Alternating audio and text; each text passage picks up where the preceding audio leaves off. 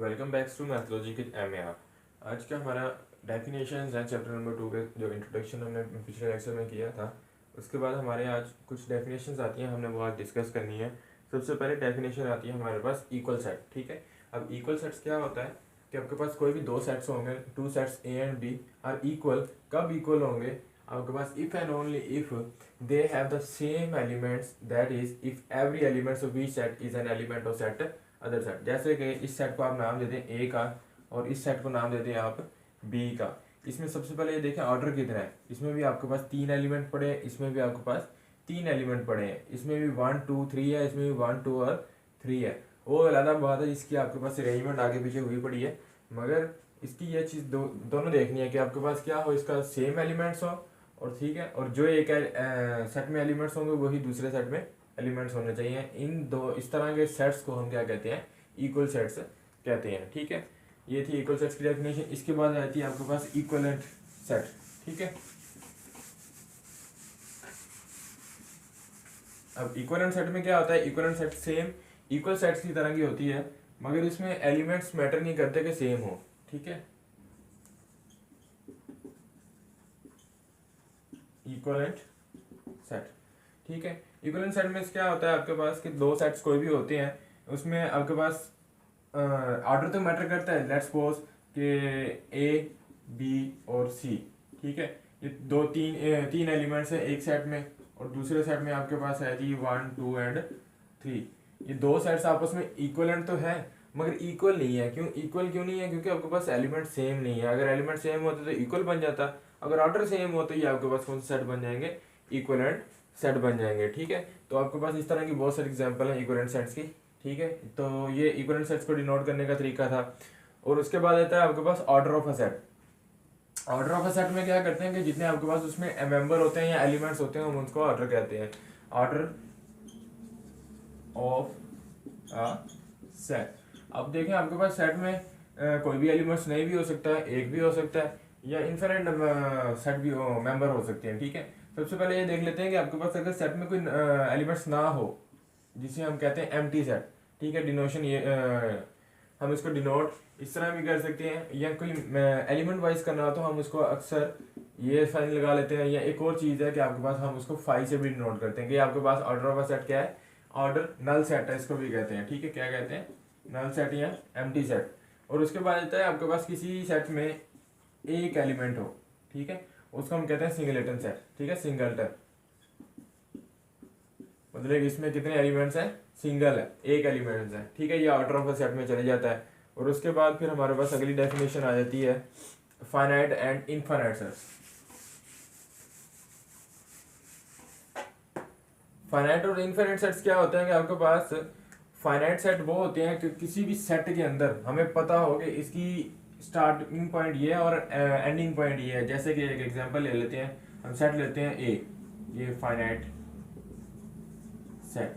ठीक है, starting point ले लेते हैं 0 1 2 3 और चलता जा रहा है। अभी आपके पास 99 100 और ये 101 पे जाके क्या कर गया?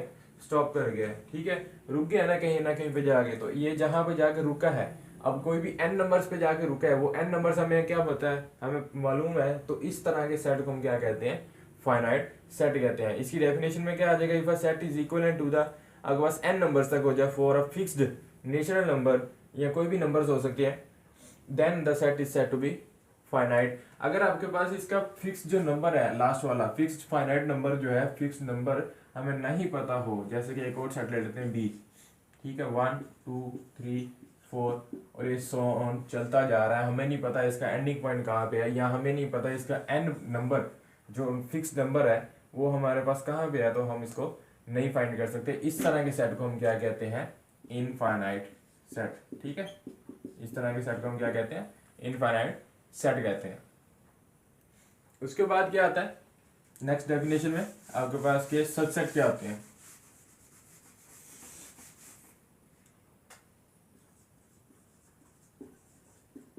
सबसेट सबसेट सिंपली दो सेट्स के दरमियान आपके पास डिस्कशन होती है। वो क्या है कि आपके पास let A and B, A subset B होगा। कब होगा? आपके पास के ए के तमाम एलिमेंट्स बी में मौजूद हों, ठीक है, या आपके पास कोई ना कोई एक एलिमेंट छोटा भी हो सकता है। जैसे कि एग्जांपल ले लेते हैं 1 2 3 4 और बी में ले लेते हैं आपके पास 1 2 3 4 एंड 5। ठीक है, तो आपके पास देखें ए के सबसेट होगा बी का, कब होगा? जब ए के सारे एलिमेंट्स बी में मौजूद हो। ठीक है, देखिए 1 भी है, 2 भी है, 3 भी है, 4 भी है, सारे एलिमेंट्स इसमें मौजूद हैं।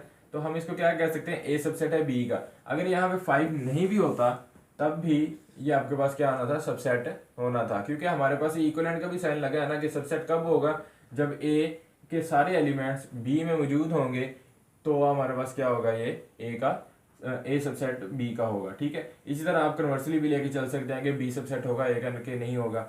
अगर ये एक कंडीशन है, प्रूव भी है कि ए सबसेट हो बी का और बी सबसेट हो ए का, तब which implies that A is equal to B. ठीक है, तो ये आपके पास एक थ्योरम है, ये हम आगे डिस्कस करेंगे। तो फिलहाल के लिए डेफिनेशन यही है। उसके बाद हमारे पास अगली डेफिनेशन आ जाती है प्रॉपर सबसेट की। ठीक है, प्रॉपर सबसेट को हमने डिस्कस करना है कि प्रॉपर सबसेट होती क्या है। प्रॉपर, ठीक है, प्रॉपर सबसेट में क्या कहते हैं कि हमारे पास दो ही सेट होते हैं कि let's suppose A proper subset होगा बी का। वो कब होगा? कि आपके पास एक कोई ना कोई एक ऐसा एलिमेंट होगा कि आपके पास जो बी में ना हो। ठीक है, जैसे कि ए का सेट ले लें, ए बी और सी, और बी का एलिमेंट्स ले लें ए बी सी और डी। अब ए प्रॉपर सबसेट है बी का। वो कैसे? क्योंकि देखें ए बी और सी तीनों एलिमेंट्स हैं इसमें, मगर डी नहीं है। अब डी एक ऐसा एलिमेंट्स है बी में जो आपके पास ए में हो ही नहीं सकता। ठीक है, तो इसलिए हम क्या कहेंगे? ए प्रॉपर सबसेट है बी का। ठीक है, और इसी तरह अगर इम्प्रॉपर आ जाए, इम्प्रॉपर कब होगा? जब आपके पास ए सबसेट हो बी का या बी सबसेट हो ए का, और ए और बी जब आपस में इक्वल हो जाए तो ये आपके पास इस सेट को हम क्या कहते हैं? इम्प्रॉपर सबसेट कहते हैं। ठीक है, ये सबसेट के आगे दो टाइप सी, एक प्रॉपर होती है और एक इम्प्रॉपर होती है। वो हमने डिस्कस किए कि आपके पास इम्प्रॉपर कौन सी होती है? जिसमें आपके पास दोनों सेट्स आपस में इक्वल आ जाए। और प्रॉपर सबसेट कौन सी होती है? जिसमें एक एलिमेंट ऐसा हो जो ए में ना हो। पिछले मतलब कि जिस सेट से हम कंपेयर कर रहे हैं उस सेट में वो मौजूद ना हो तो हम उसको प्रॉपर सबसेट्स कहते हैं। ठीक है, इसके बाद आया था हमारे पास पावर सेट। अब पावर सेट्स क्या होता है? The set of all subsets is called power set. मतलब कि आपके पास कोई भी सेट ले लो, उसके हमने सबसेट्स फाइंड करने हैं और वो सबसेट इस तरह फाइंड करने हैं, उसके बाद फिर उसको सेट में क्लोज कर देना है। तो इस तरह के सेट को हम क्या कहते हैं? पावर सेट कहते हैं। लेट्स सपोज आपके पास कोई भी एक सेट है, मैंने सेट लिख लिया जी ए बी और सी। ठीक है, अब इसके हमने पावर सेट फाइंड करने हैं, पावर सेट ऑफ ए। वो कैसे फाइंड करेंगे? सबसे पहले आप लिखेंगे एक 5। ठीक है, क्योंकि इसका थ्योरम है, थ्योरम 1.1 है चैप्टर नंबर 2 का, कहते हैं the set of the empty set is a subset of every set. मतलब कि एम्प्टी सेट हर सेट का क्या होता है? सबसेट होता है। तो सबसे पहले 5 लिख लेंगे, उसके बाद आपके पास ए लिखेंगे। ठीक है, फिर आपके पास बी लिखेंगे, फिर सी। ठीक है, फिर आप देखें सिंगल वाइज लिख लिया, अब डबल ए और बी, उसके बाद ए और सी, उसके बाद बी और सी, और उसके बाद ये होल सेट लिख लेंगे ए बी और सी।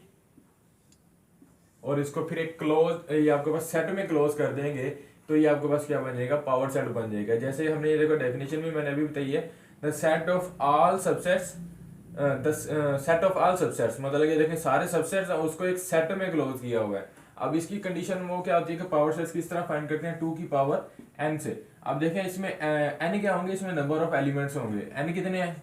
3 एलिमेंट्स हैं, ए बी सी, तो 3 एलिमेंट्स हैं। 2 की पावर 3 कितनी होगी? 8। तो इसमें काउंट कर लो, आपके पास 8 होंगे, 1 2 3 4 5 6 7 एंड 8। ठीक है, इसी तरह अगर 4 एलिमेंट्स होते तो आपके पास वो 16 बनने थे। इसी तरह 5 होते तो 32 बनने थे, अगर 2 होते तो वो 4 बनने थे। ठीक है, तो ये आपके पास थी पावर सेट्स की एक डेफिनेशन, और साथ में हमने उसको एग्जाम्पल के से सॉल्व किया। उसके बाद आता है यूनिवर्सल सेट।